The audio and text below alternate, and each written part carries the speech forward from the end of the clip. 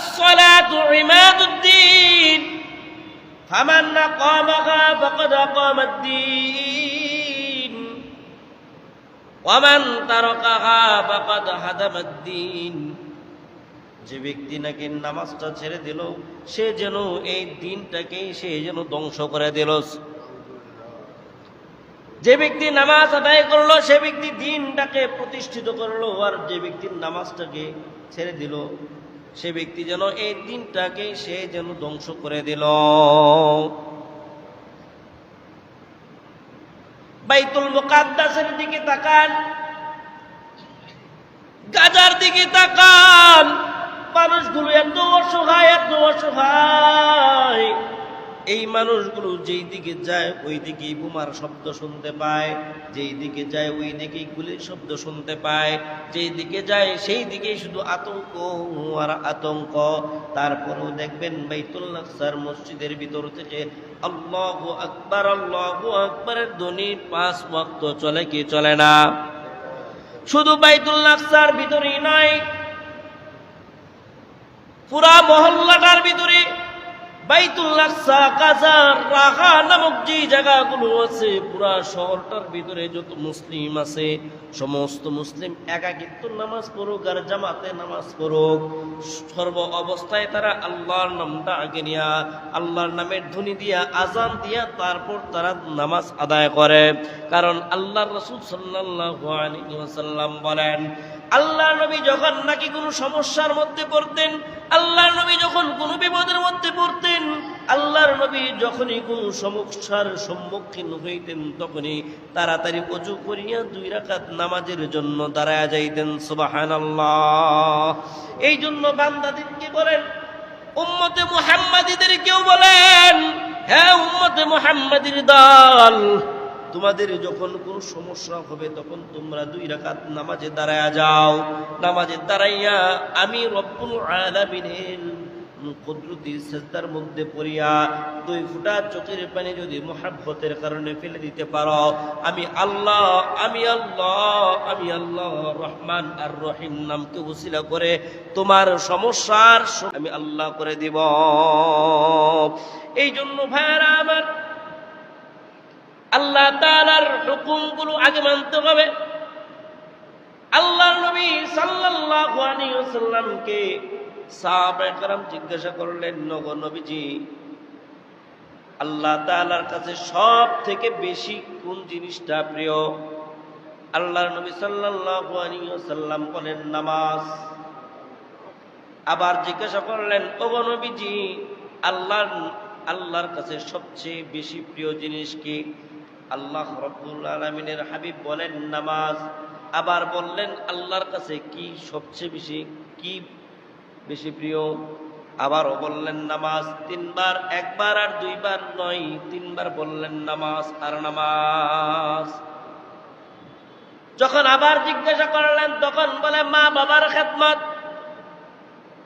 যখন আরেকবার জিজ্ঞাসা করলেন 4বার বললেন জিহাদ। তাহলে আল্লাহর নবী বলেন, আল্লাহ তাআলার কাছে সবচেয়ে প্রিয় জিনিস হলো নামাজ।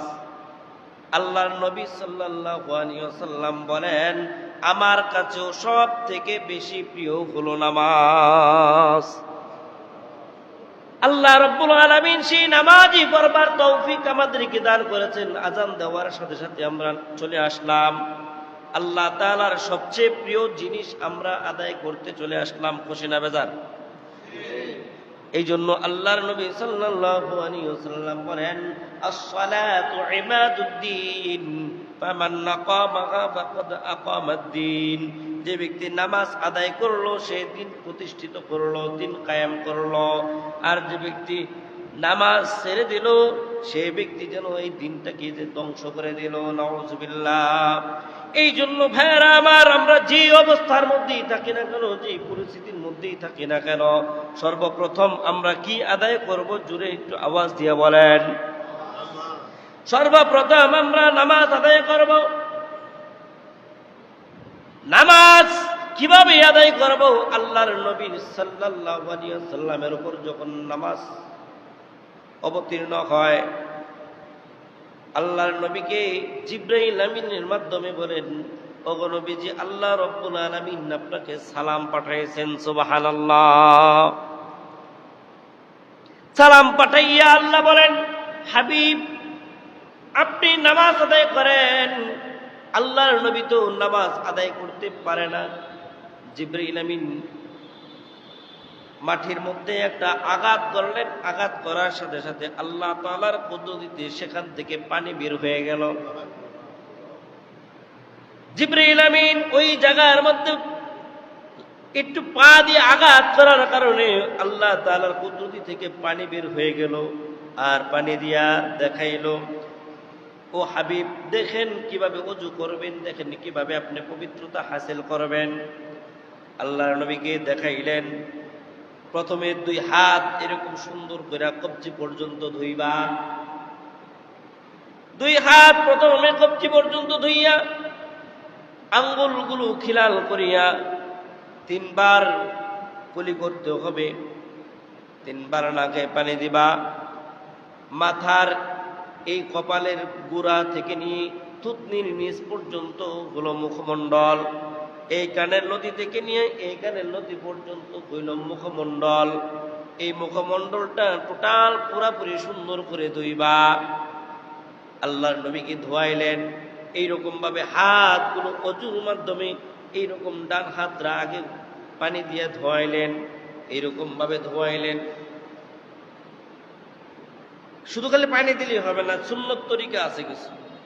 পানি আমরা পানি নিব, পানি নিয়া এই যে এইভাবে দিব, এই যে এটা দিয়া এইভাবে ঘুরাইয়া, এই যেটা এই সিস্টেম, এই ভাত যদি আমি এইভাবে যদি পানি দিয়া ধুয়ে দিই, পানি নিলাম এইভাবে ধুইলাম, তাহলে এই জায়গার মধ্যে যে একটা ভাঁজ আছে, এই ভাঁজের মধ্যে কিন্তু পানি পৌঁছবে না। কথাটা বুঝতে পারছেন? এই জায়গার মধ্যে একটা ভাঁজ আছে, যে যদি আমি এইভাবে দিই, এই চিপার মধ্যে কিন্তু একটা ভাঁজ আছে, এই জায়গায় কিন্তু পানি পৌঁছবে না। যাদের স্বাস্থ্য কম তাদের পানি হয়তো পৌঁছবে, যাদের স্বাস্থ্য একটু বেশি তাদের পানি হয়তো পৌঁছবে না। এই জন্য এই পানি নেওয়ার পরে সুন্দর করে এটাকে এভাবে দিয়া, এই যেভাবে 2 হাত 3 বার করে ধুইতে হবে। জিবরাইল আলাইহিস সালাতু ওয়াস সালাম আল্লাহর নবীকে দেখাইলেন, নতুন করে পানি নেওয়ার দরকার নাই, মাথা মাসাহ করবেন। কিভাবে মাথা মাসাহ করবেন ভালো করে দেখেন। এইভাবে আঙ্গুলগুলোকে বাস করবেন। বাস করেন, দি আঙ্গুলগুলো বাস করেন।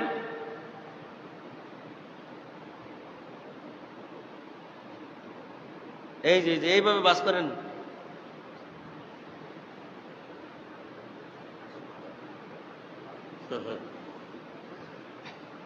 করেন, হ্যাঁ, এটার মধ্যে কেরামতি আছে। এই যে এইভাবে বাস করে, এই যে মাথার এইভাবে কি করবেন, মাসাহ করবেন। এই যে মাসাহ করলেন এটা, তারপরে গর্দান মাসাহ করবেন। এই যে এটা তো এই 3টা আঙ্গুল তো গেল, এই যে সামনে থেকে এইভাবে গেছে, সামনে থেকে এইভাবে গেছে। এই যে এইটার যে উল্টা পিঠ, এই উল্টা পিঠ দিয়া এই সাইডের গর্দান মাসাহ করবেন, এই সাইডের গর্দান মাসাহ করবেন 3টা দিয়া। বাকি রয়েছে কয়টা? 2টা। এইটা দিয়া 7 হাত আঙ্গুল দিয়া এই যে এটা পুরাটা এই যে চিপা চাপার মধ্যে দিবেন। দিচ্ছেন? এই যে দিচ্ছেন। হ্যাঁ, এখন বাকি রয়েছে কয়টা? একটা। এইটারে দিয়া এই যে এই মেসেজ, এইটারে দিয়া এই মেসেজ। এটা হলো মাথা মাসাহ করা। বুঝছেন?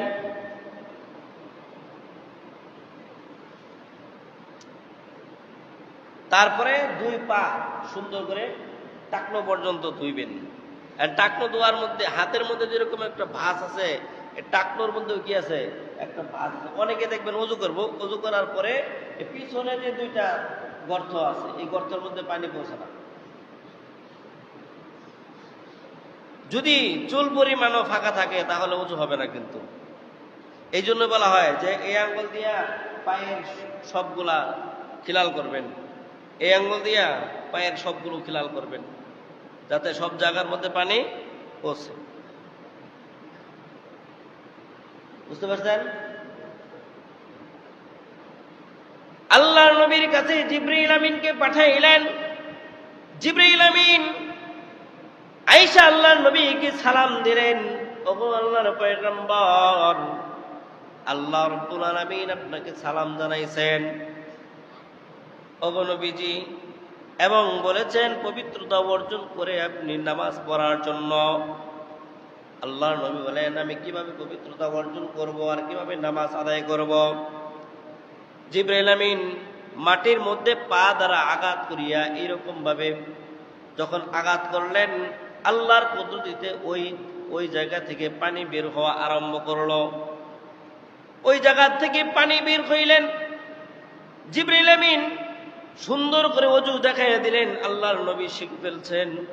আল্লাহর নবী ওযু আদায় করে কিভাবে নামাজ পড়তে হবে, কিভাবে রুকু দিতে হবে, কিভাবে সিজদা দিতে হবে, সবকিছু আল্লাহ রাব্বুল আলামিন জিবরাইল আমিনের মাধ্যমে আল্লাহর নবীকে শিক্ষা দিয়ে দিলেন।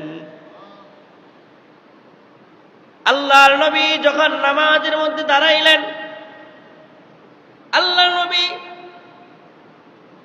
এবং সাহাবায়ে কেরাম নামাজের মধ্যে দাঁড়ানো, আল্লাহর নবী বলতেছেন, সূরা ফাতিহা তেলাওয়াত করতেছেন, আলহামদুলিল্লাহি রাব্বিল আলামিন আর রহমানির রহিম মালিকি ইয়াউমিদ্দিন ইয়্যাকা না'বুদু ওয়া ইয়্যাকা নাস্তাঈন ইহদিনাস সিরাতাল মুস্তাকিম সিরাতাল লাযীনা আন'আমতা আলাইহিম গায়রিল মাগদুবি আলাইহিম ওয়ালাদ-দাল্লিন। আল্লাহর নবী নামাজের মধ্যে কোরআন তেলাওয়াত করতেছেন।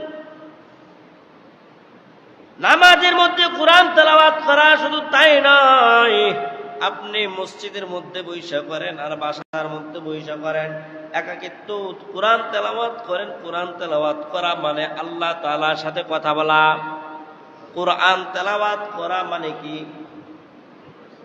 কথা কোন না কেন রাগ করছেন? হ্যাঁ, আমরা যে কি নামাজ পড়ি গো,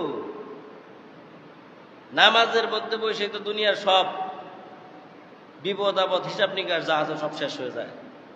নামাজের মধ্যে পড়লে বসলেই বাড়ি করে যদি কেউ করে, হ্যাঁ, তাহলে দেখা যায় যে একটা মুরগি যদি চাউল খাইতে যায়, চাউলটা ফেরানো যায়, মুরগিটার দৌড়ানি দেওয়া যায়।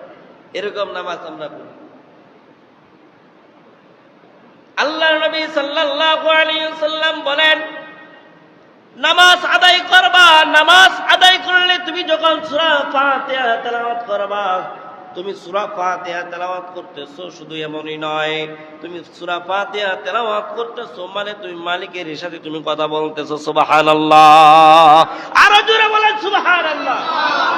সূরা ফাতিহা তেলাওয়াত করা মানে মালিকের সাথে কথা বলা।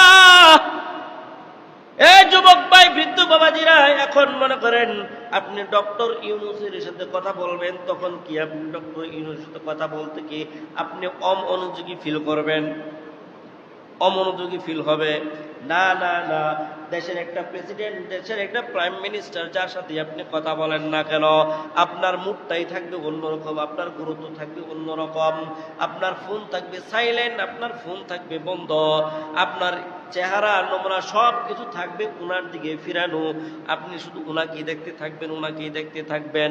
সে হোক কালো, সে হোক সুন্দর, সে হোক শ্যামলা, সে যেমনই হোক না কেন, দেখতে অবিশ্রী দেখা গেলেও কিন্তু তার দিকে তাকায়া থাকা লাগবে।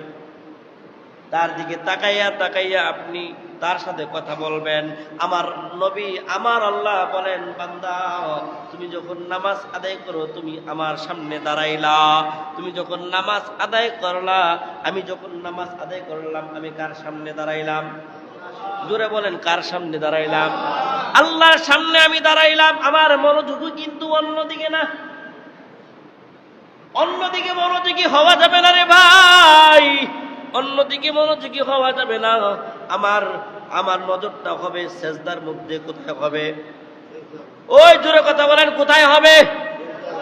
সবাই কথা বলবেন। আমার নজরটা, আমি যখন নামাজি দাঁড়াইবো আমার নজরটা হবে সিজদার দিকে। যখন নাকি আমি রুকুতে যাব তখন আমার নজরটা কোথায় থাকবে? দুই পায়ের মাঝখানের মধ্যে আমার নজরটা থাকবে। আবার যখন আমি সিজদার মধ্যে যাব তখন আমার নজরটা কোথায় থাকবে? তখন নেন আমি যখন সিজদার মধ্যে থাকবো, কেউ কেউ বলেন যে দুই আঙ্গুলের কাছে তুমি এই তোমার নজরটা ফেলাইবা। আমি যখন সিজদা থেকে উঠবো তখন আমার নজরটা কোথায় থাকবে? তখন আমার নজরটা থাকবে আমার এই যে জায়গার মধ্যে, আমার এই জায়গার মধ্যে আমার নজরটা থাকবে। এখন ভালো করে শুনে নেন, আমি যদি নামাজ পড়তে যাইয়া এই যে নামাজে দাঁড়াইলাম, এখন আপনার আমি দেখলাম নামাজ ভেঙে গেছে। হ্যাঁ, এই যে আমি নামাজে দাঁড়াইলাম, এখন আপনার একটু দেখলাম নামাজ ভেঙে গেছে, ভাঙছে? এখন এই যে আমি একটু তাকাইলাম, নামাজ ভাঙছে? নামাজ ভঙ্গের কারণ কয়টা? 19টা। কয়টা? 19টা। এক নম্বরে হলো নামাজে অশুদ্ধ তেলাওয়াত করা। এক নম্বরে কি? নামাজে অশুদ্ধ তেলাওয়াত করা। এখন যে আমরা কোরআন পড়তেছি না, কোরআন পড়ার চেষ্টাও করতেছি না, নামাজ আদায় করতেছি, আমরা বিভিন্ন ইবাদত নিয়ে লাগতেছি, এক নাম্বার শর্তের মধ্যে তো আমরা গলত। হ্যাঁ,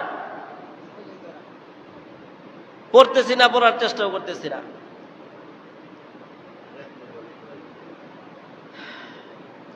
আল্লাহর নবী বলেন, আমি এদিকে যাব আরো পরে, আমি যদি নামাজের আলোচনা করি তাহলে আমার অনেক দিন সময় লাগবে।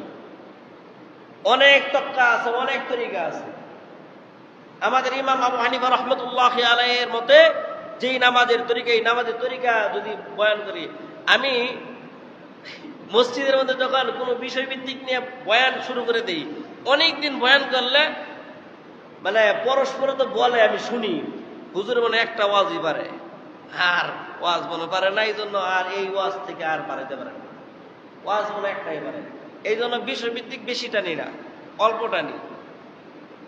1 সপ্তাহ 2 সপ্তাহ, বড় জোরে 1 মাস, তারপরে এটা ছেড়ে দিই। তো ওই দিকে যাব না। আল্লাহর নবী সাল্লাল্লাহু আলাইহি ওয়াসাল্লাম বলেন, নামাজে দাঁড়াইয়া আমি বললাম আলহামদু, আমার রব আমার মালিক বলেন মানিল্লাহিল হামদ। তুমি যে বললা আলহামদুলিল্লাহ, আলহামদু, তুমি কার প্রশংসা করলা? মানিল্লাহিল রব, আল্লাহ বলতেছে। আল্লাহ জানে কি জানে না? এই যে আমরা তেলাওয়াত করতেছি খুব সহজে, আলহামদুলিল্লাহি রাব্বিল আলামিন আর রাহমানির রহিম মালিকি ইয়াউমিদ্দিন ইয়্যাকা না'বুদু ওয়া ইয়্যাকা নাস্তাঈন, সহজে পড়তেছি, কিন্তু আমরা কার সামনে পড়তেছি? কার প্রশংসা করতেছি? আল্লাহ হয়তো দেখতেছি না, কিন্তু মালিক আমাদেরকে দেখতেছে, মালিক আমাকে দিয়ে পড়াইতেছে, মালিকের সামনে আমি পড়তেছি। এই জন্য ওই ধ্যান নিয়ে যে ব্যক্তি নামাজ পড়বে, এই নামাজই মানুষের সমস্ত ফিতনা থেকে হেফাজত করবে। যে ব্যক্তি নামাজটা ভালো করে আদায় করবে, এই ভালো নামাজই মানুষকে সমস্ত অপরাধ থেকে হেফাজত করবে। দেখবেন যাদের নামাজটা হয় কান্নারত নামাজ, যাদের নামাজটা হয় পেরেশানির নামাজ, যাদের নামাজটা হয় দুঃখের নামাজ, যাদের নামাজটা রবকে পাওয়ার জন্য হয়, এই মানুষটা পরিবর্তন হইতে বেশি সময় লাগে না। আল্লাহর নবী বলেন আলহামদু, প্রশংসা কার? প্রশংসা মানিল্লাহির রব, তুমি কোন রবের প্রশংসা করতেছ? আমি বলি রব্বিল আলামিন, আল্লাহ বলেন মানিল্লাহির রব, তোমার রবকে? ওই রব্বিল আলামিন, যিনি এই মাটি বানাইছেন, আসমান বানাইছেন, ঘর বানাইছেন, আমারে বানাইছেন, গাছ বানাইছেন, মাছ বানাইছেন, পাখি বানাইছেন, তরুলতা বানাইছেন, সব বানাইছেন, তিনি হলেন আমার রব। সুবহানাল্লাহ। যে মালিকই আমাকে বানাইছেন, তোমাকে বানাইছেন, আসমান বানাইছেন, জমিন বানাইছেন, তরুলতা, বৃক্ষ, রাজি, যা কিছু আছে সব কিছু যিনি বানাইছেন, তিনি হলেন আমাদের রব। আল্লাহ রাব্বুল আলামিন খুশি না বেজার? খুশি। বলতেছে আর রহমান রহিম, পরম দয়ালু, দয়াময়। কে তোমার এত দয়াময়, দয়ালু? আল্লাহ বলেন বান্দাকে, কে তোমার এত দয়াময়, দয়ালু? মালিক ইয়াউমিদ্দিন, যিনি নাকি কাল কিয়ামতের দিবসের মালিক, বিচার দিবসের মালিক, তিনি হলেন আমার পরম দয়ালু এবং রহমান।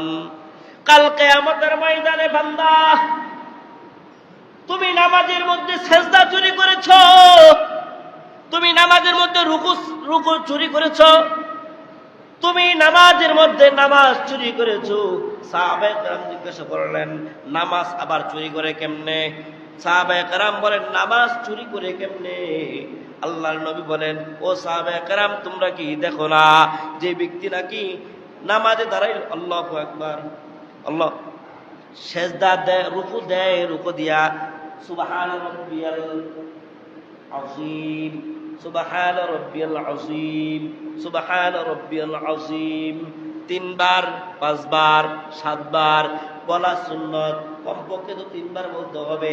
এই 3 বার বলার মতো সময় যাদের নাই, সে হলো রুকু চোর।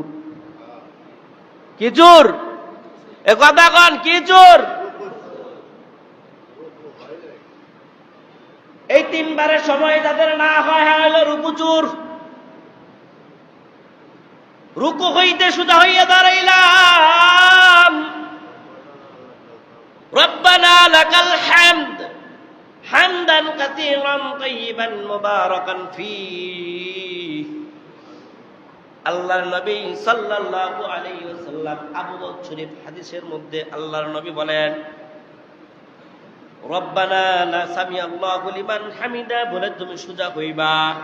সোজা হওয়ার পর তুমি বলবা, রব্বানা লাকাল হামদ হামদান কাসীরান তাইয়িবান মুবারাকান ফী। আল্লাহু আকবার। এই দোয়াটা কেন করব?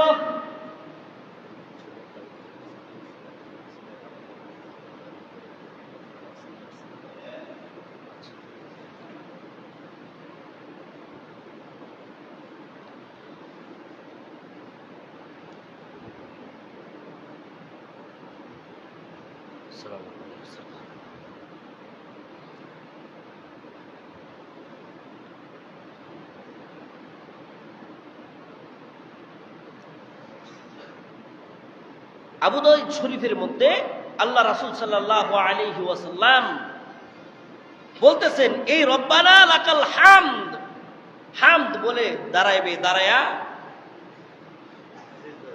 যখন দাঁড়াইবে, রব্বানা লাকাল হামদ হামদান কাসীরান তাইয়িবান মুবারাকান ফী, এই দোয়াটা যে ব্যক্তি পড়বে, আল্লাহ রাসূল সাল্লাল্লাহু আলাইহি ওয়াসাল্লাম বলেন, এই নামাজটা কবুল করার জন্য, এই নামাজটা নেওয়ার জন্য একজন আর দুইজন নয়, শত শত ফেরেশতারা দাঁড়ায় থাকে আল্লাহ তাআলার আরশে আজিমে। কখন নিয়ে যাবে? সুবহানাল্লাহ। আল্লাহ তাআলা আরশে আজিমের মধ্যে কখনই নামাজটা আপনার নিয়ে যাবে। ভাই সময় তো দেন না, নামাজ তো বুঝেন না নামাজ কি জিনিস। জুমার নামাজটা শেষ হওয়ার সাথে সাথে ওইটা দৌড় দেন, একটু সময় দেন। আল্লাহ রাসূল সাল্লাল্লাহু আলাইহি ওয়াসাল্লাম আবু দাউদ শরীফের হাদিসের মধ্যে উল্লেখ করেছেন, হাদিস শরীফের মধ্যে বলেন, এই রব্বানা লাকাল হামদ হামদান কাসীরান তাইয়িবান মুবারাকান, এই ফুল দোয়াটা যে পড়বে, তার এই নামাজটা নেওয়ার জন্য একজন আর দুইজন নয়, এরকম শত শত ফেরেশতারা, শত শত ফেরেশতারা আমার আপনার এই নামাজকে নেওয়ার জন্য পিরাপিরি শুরু করে দেয়। সুবহানাল্লাহ, সুবহানাল্লাহ। তাহলে বুঝেন, 2 রাকাত নামাজ পড়লে রুকু সেজদা কিভাবে করতে হবে, রুকু সেজদাগুলো কিভাবে আদায় করা লাগবে।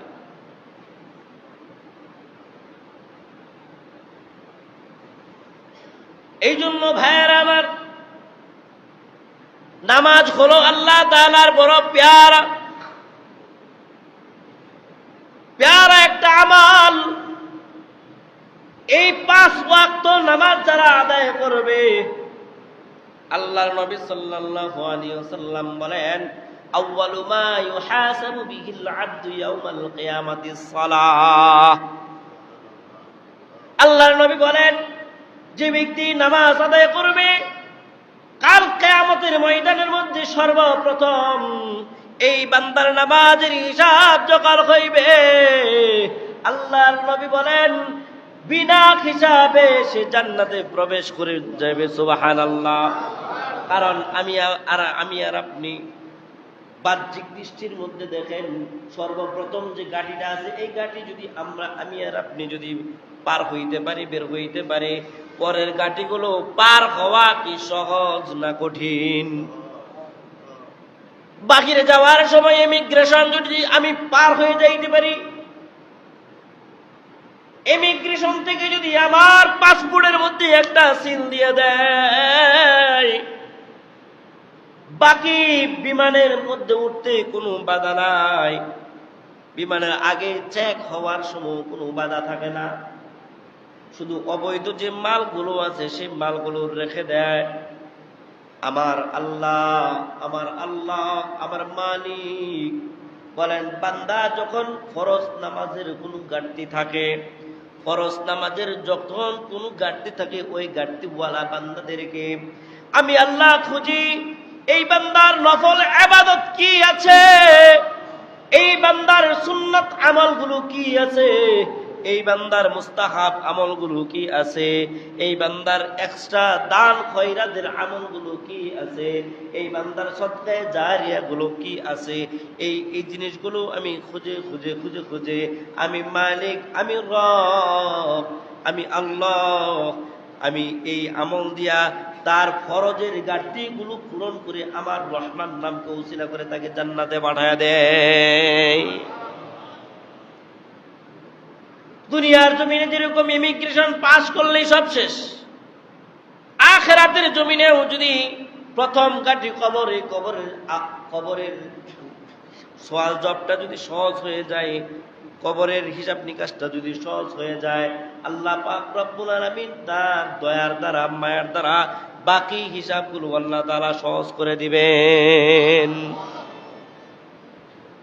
এখন আমি রুকুর মধ্যে গেলাম, রুকু থেকে দাঁড়াইলাম, দাঁড়াইয়া আমার নজরটা কোথায় থাকবে? আচ্ছা, এই যে দেখেন, এই যে নামাজের তরিকাটাতে এই যে এতক্ষণ ওয়াজ করে ফেলাইছি, নামাজের সিস্টেমটা বলে ফেলাইছি, যারা পরে আইছেন তারা কি বুঝছেন? যারা ফ্যাক্টরিতে কাজ করেন তাদের তো ওজুর আছে, যারা ফ্যাক্টরিতে আজকে ডিউটি নাই, কাজ নাই, তারা কেন করলেন? এই যে জিনিসগুলো ফাঁকা হয়ে গেল, আপনাদের এই জিনিসগুলো ফাঁকা হয়ে গেল, একটা মিনিট চলে গেছে, একটা ঘন্টা চলে গেছে, একটা দিন চলে গেছে, মানে আমার লাইফ শেষ হয়ে যাচ্ছে। এই জন্য আপনাদেরকে বলবো, যদি সময় হয়, সম্ভব হয়, অন্যদিকে সময় না নষ্ট করে শুক্রবার দিন একটু আগে আসার চেষ্টা করবেন।